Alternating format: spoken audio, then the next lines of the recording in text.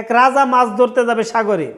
নৌকায় ওঠার সময় রাখাল এসে রাজাকে বলল, রাজামশাই আজ মাছ ধরতে যায়েন না, আজ প্রচুর বৃষ্টি হবে।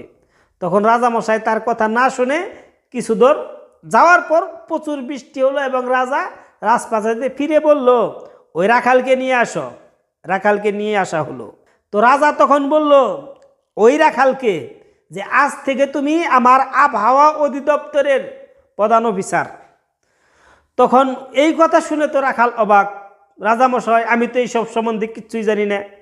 তখন রাজামশাই বলল, না তুমি যদি না জানো তাহলে কেন তুমি বললে যে বৃষ্টি নামবে, আর সত্যি সত্যি বৃষ্টি নামলো। তখন ওই রাখাল বলল, রাজামশাই এইখানে আমার কোনো কৃতিত্ব নেই, সমস্ত কৃতিত্ব আমার ছাগলের। তখন রাজা বলল, কিভাবে? তখন ওই রাখাল বলল, রাজামশাই যখন বৃষ্টি হয় তার আধা ঘন্টা 1 ঘন্টা আগে আমার